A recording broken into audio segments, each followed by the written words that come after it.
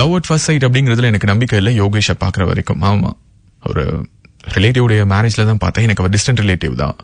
பார்த்த உடனே பிடிச்சிருந்தது. ஆனா அவர் தான் என் கூட பேசுறத இனிஷியேட் பண்ணாருன்னாங்க. ரேடியோ சிட்டிக்காக தன்னுடைய வாழ்க்கை பதிவுகளை பகிர்ந்துக்கிட்டாங்க. தொடர்ந்து பேசினாங்க. எஃப்எம் கேட்டுட்டு இருக்கீங்க. எஃப்எம்னா ரேடியோ சிட்டி 91.1. ஃபேஸ்புக்ல சாட் பண்ண ஆரம்பிச்சோம். நம்பர்ஸ் எக்ஸ்சேஞ்ச் பண்ணிக்கிட்டோம். லேட் நைட் கால்ஸ் எல்லாம் எக்ஸ்டெண்ட் ஆக ஆரம்பிச்சது. ஒரு நாள் ப்ரொபோஸ் பண்ணான். அதுக்காக தானே காத்துட்டு இருந்தேன் அப்படிங்கிற மாதிரி அந்த காதலை அக்செப்ட் பண்ணிக்கிட்டேன். ஏற்கனவே அவனுடைய வாழ்க்கையில ஒரு வலியான ஒரு எக்ஸ்பீரியன்ஸ் இருக்குது. ஆமா, ஒரு பொண்ணு காதலிச்சு அவனை விட்டுட்டு போயிட்டா அப்படிங்கறதெல்லாம் சொன்னான். அவனுடைய அந்த நேர்மையும் எனக்கு ரொம்ப பிடிச்சிருந்தது. இப்படிதான் என்னுடைய வாழ்க்கையில யோகேஷ் வந்தாங்க. நித்யா கூட தொடர்ந்து பேசலாம். Stay tuned. எஃப்எம் கேட்டுட்டு இருக்கீங்க. எஃப்எம்னா ரேடியோ சிட்டி 91.1. நான் உங்க ரேடியோ சிட்டி லவ் குரு.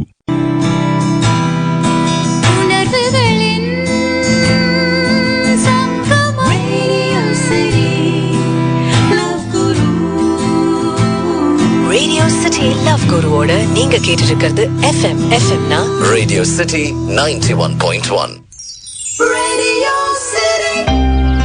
யோகேஷ் மேல காதல் அது அடுத்த கருத்தை நோக்கி நகர்ந்துட்டு இருந்தது. குடும்பம், கல்யாணம், இந்த மாதிரியான சிந்தனைகள்லாம் மனசுக்குள்ளார வரும்போது திடீர்னு ஒரு நாள் கேள்விப்பட்டேன், அந்த பொண்ணு யோகேஷை விட்டுட்டு போல இவன் தான் அந்த பொண்ணு விட்டுட்டு வந்தான்னு. கேட்டேன். எங்க 2 பேருக்கு இடையில மனஸ்தாபங்களாச்சு. சரி, ஓகே, எதுவா இருந்தா என்ன, அவதான் போயிட்டால அப்படின்னு சொல்லிட்டு என்ன நானே சமாதானப்படுத்திக்கிட்டேன். பட் அந்த டைம் தான் எனக்கு மற்றொரு விஷயம் தெரிய வந்தது. நாங்க ரேடியோ சிட்டிக்காக இன்னைக்கு நித்யா தன்னுடைய வாழ்க்கை பதிவுகளை ஷேர் பண்ணிக்கிட்டாங்க. அவங்களுடைய வாழ்க்கை பதிவுல தான் இந்த மின்னஞ்சல் நேரத்தில் உங்க கூட நான் ஷேர் பண்ணிட்டு இருக்கேன். எஃப்எம் கேட்டுட்டு இருக்கீங்க. எஃப்எம்னா ரேடியோ சிட்டி. தொடர்ந்து பேசினாங்க. ஒரு நாள் எனக்கு டெக்ஸ்ட் வந்துச்சு அந்த பொண்ணுகிட்டே இருந்து. நாங்க 2 பேரும் மறுபடியும் சேர்ந்துட்டோம், நீ அவன் லைஃபை விட்டு போ அப்படின்னு சொல்லிட்டு. என்னன்னு சொல்லி இவன் கிட்ட கேட்டேன்.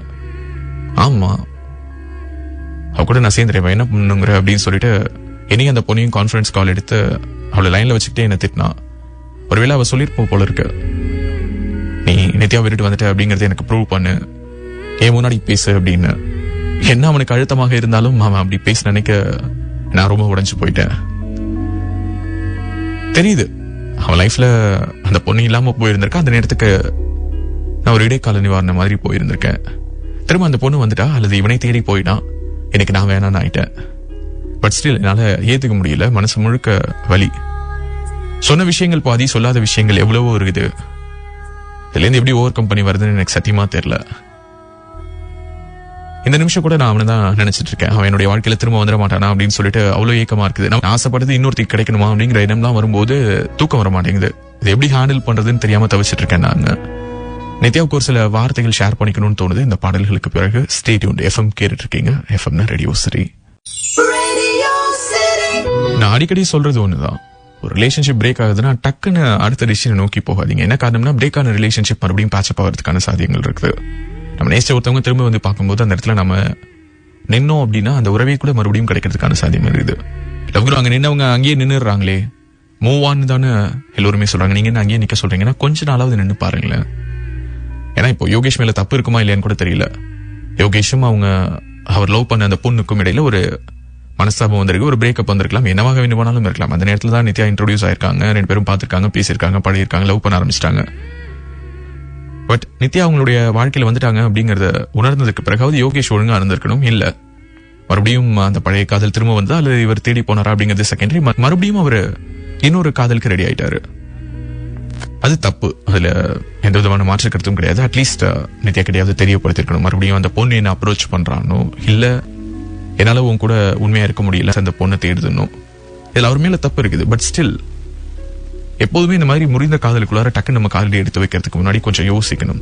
பல நேரங்கள்ல ஒருவேளை அந்த ஆப்போசிட் எண்ட்ல இருக்கக்கூடிய நபர் டிபார்ட் ஆகி போனவங்க, பிரிஞ்சவங்க யாரோ, அவங்களுக்கு கல்யாணம் ஆகல அப்படின்னா அவங்க திரும்ப எப்போ வேணாலும் வந்து பேட்சப் ஆகிறதுக்கான சாத்தியங்கள் இருக்கு. ஒரு சிலர் வேண்டாம், என்னை விட்டுட்டு போனீங்களே, என் லைஃபை விட்டு போயிடுன்னு சொல்லுவாங்க. இன்னும் ஒரு சிலர் வந்தவொடனே டக்குன்னு ஓட்டிப்பாங்க, நம்மளால ஒண்ணுமே பண்ண முடியாது. இப்போ அப்படிப்பட்ட ஒரு சிச்சுவேஷன்ல தான் நீங்க இருக்கீங்க. பட் ஸ்டில் நான் இப்ப என்ன சொல்றேன்னா, இவ்வளவு ஒரு ஆசிலேட்டட் மைண்டா இருக்கக்கூடிய யோகேஷ் உங்களுக்கு வேணுமாங்கிறத நீங்க தான் கேள்வி கேட்கணும். ஏன்னா லவ் குரு அவனை நான் எவ்வளவு நேசிக்கிறேன் தெரியுமா, மறுபடியும் அந்த பொண்ணை விட்டுட்டு வந்தானா நான் ஏத்துப்பேன் அப்படின்னா அது உங்களுடைய தாராள மனசு, அது உங்களுடைய காதல், அது உங்களுடைய தனிப்பட்ட விருப்பம். பட் நான் என்ன சொல்றேன்னா, அவருக்கு இன்னும் ஒரு ஸ்டெடி மைண்டே வரல. அந்த பொண்ணு விட்டுட்டு போயிருந்தா சரி, அல்லது இவர் விட்டுட்டு வந்திருந்தாலும் சரி, இப்போ உங்க கூட கமிட் ஆகி காதலிச்சு அதுக்கு பிறகு டக்குன்னு ஒரு நாள் உங்களை விட்டுட்டு மறுபடியும் அந்த பொண்ணு கூட பேசுறது, அந்த பொண்ணுக்காக உங்களை போன் பண்ணி திட்டுறது, இதெல்லாம் ரொம்ப தப்பு. சோ இப்படிப்பட்ட ஒரு தடுமாற்றம் உள்ள ஒரு நிலையான தெளிவான முடிவெடுக்க முடியாத ஒரு நபர் உங்களுடைய வாழ்க்கை துணையாக வேணுமா, அல்லது அப்படிப்பட்ட நபருக்காக நீங்க கண்ணீர் சிந்தனுமாங்கிறத நீங்களே கேள்வி கேட்டுக்கோங்க. நான் கேட்கல. உங்களுடைய வினைச்சலுக்கு நன்றி. இந்த காயங்கள்ல இருந்து நீங்க மீண்டு வரணும், அவ்வளவுதான். Stay tuned. FM கேட்டுட்டு இருக்கீங்க. எஃப்எம்னா ரேடியோ சிட்டி 91.1. நான் உங்க ரேடியோ சிட்டி லவ் குரு.